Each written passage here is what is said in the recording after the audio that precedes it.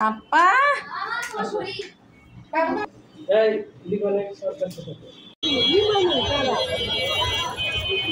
কত করে প্যাকেট এটা? 50।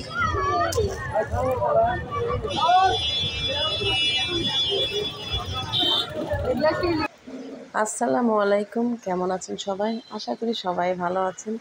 নতুন আরেকটি ব্লগে সবাইকে স্বাগতম জানাচ্ছি। পুজোর ছুটি হয়েছে, তাই তো বগুড়া থেকে সিরাজগঞ্জ চলে এসেছি সবাই। 2 মেয়ের ছুটি, আমার ছুটি, আপনাদের ভাইয়েরও ছুটি।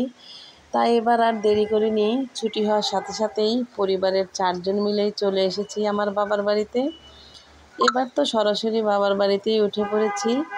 আর বাবার বাড়িতে এসে ভাইয়ের বাসায় আসবো না তা তো হয় না, ভাইয়ের বাসায় এখনও আসেইনি। ভাইয়ের ছেলে অনেক দিন হলেই বলে যে ফুপি আমাদের বাসায় আসো না কেন। সিরাজগঞ্জ শহরের প্রাণকেন্দ্রে ভাইয়ের বাসা, তাই তো রাতের বেলা এসে একটু বাইরে হাঁটতে বের হয়েছি। যদিও এখন পূজার সময়, উৎসব তো সবার আর ধর্ম যার যার, সেই জন্যই রাতের বেলা শহরটাকে একটু ঘুরে ফিরে দেখছিলাম। প্রাণের শহর সিরাজগঞ্জ, আর পূজার সময় সিরাজগঞ্জ শহরের লাইটিং দেখে তো অবাক হয়ে যাই, অনেক ভালোও লাগে। জ্ঞানদানী স্কুলের সামনেই মেলা বসে গিয়েছে।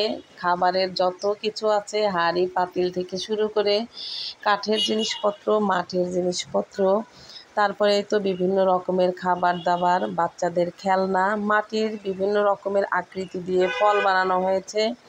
সেগুলোই দেখতে দেখে একটু সামনের দিকে এগিয়ে যাচ্ছি। আর এই যে বাচ্চাদের মন কাড়া যে জিনিসগুলো, সেই সব জিনিসগুলোর দোকানই কিন্তু খুব বেশি বসেছে। আর মুজিব সড়কেই হচ্ছে বেশি দোকানপাট বসেছে। এসএস রোডে খুব একটা দোকানপাট নেই, শুধু লাইটিং করা। তো আমরা হচ্ছে মুজিব সড়ক থেকেই ঘোরাটা শুরু করে দিয়েছি, একদম চৌরাস্তা দিয়ে আবার আমরা এসএস রোড দিয়ে ভাইয়ের বাসায় চলে আসব। ঘুরতে ঘুরতে আমাদের কিন্তু রাত অনেক হয়ে গিয়েছিল, যদিও বাড়ি ফেরার তাড়া নাই, ভাইয়ের বাসা একদম শহরের মাঝখানে, সেই জন্যই অতটা ভয় নাই বা রাত হলেও অতটা টেনশন নাই। আর এই তো মাটির কাপ পিরিচ দেখে আমি তো একটু দাঁড়িয়ে গিয়েছিলাম। এগুলো কেনার আমার খুবই ইচ্ছা, কিন্তু লোকজনের এতটাই ভিড়, কিনতে পারি নাই। আর এই তো ভর্তা বানানোর যে কি বলে এটাকে, মাটির পাত্র, এটাও দেখি এখানে বেচতে নিয়ে এসেছে। আর কিভাবে ভর্তা বানাতে হয়, কোনটা দিয়ে, কাঠের তৈরি একটা ডাসা, সেটা দিয়ে, সেটাও আমাকে দেখিয়ে দিচ্ছিল। আর এখানে সবই কিন্তু মাটি দিয়ে তৈরি, তাল, তারপরে কলা, পেয়ারা, কাঁঠাল, বিভিন্ন রকমের ফল কিন্তু মাটি দিয়ে তৈরি করা হয়েছে। এগুলো দেখে তো অনেক ভালো লাগতেছে। সামনে যেতে যেতে আমার 2 মেয়ে রাবার কিনবে, ক্লিপ কিনবে, এগুলো দোকান থেকে, সেখানেও দাঁড়িয়ে গেলাম। তো আমার ছোট ভাইয়ের বউ হচ্ছে আমার সাথে ছিল। আর ঘুরতে ঘুরতে এতটাই ক্লান্ত হয়ে গিয়েছিলাম আমরা, ছোট ভাই আমাদেরকে আইসক্রিম কিনে দিছে। সেই আইসক্রিম খাইতে খাইতে আমরা সামনের দিক চলে যাচ্ছি। এদিকে আমাদের সাথে আছে রিবান বাবু। রিবান বাবু অনেকটা হেঁটেছে, আপনারা নিশ্চয়ই ভিডিওতে দেখতে পেরেছেন।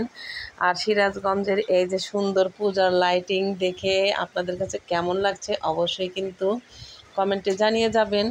তো এক পাশ দিয়ে ঢুকেছিলাম, আর এক পাশ দিয়ে হচ্ছে বের হয়ে যাব। আমরা এখন আছি হচ্ছে এসএস রোডে। আর এই যে দেখেন রিভান, রাস্তাটা অনেকটাই খালি ছিল।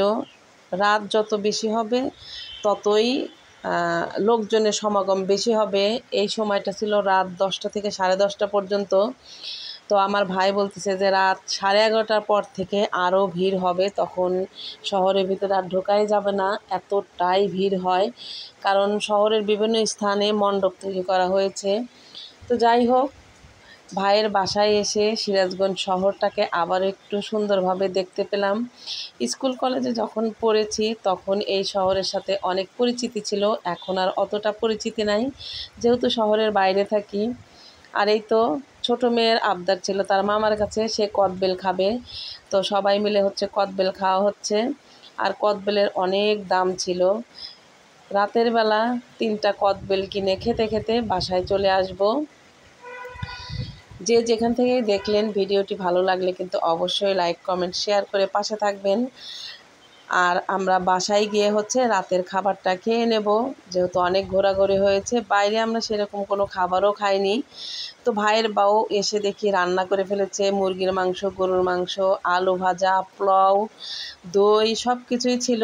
এখন আরামে এসে খেয়ে তারপর হচ্ছে রাতের ঘুম দেব, কিন্তু সে ঘুম তো আর হয়নি।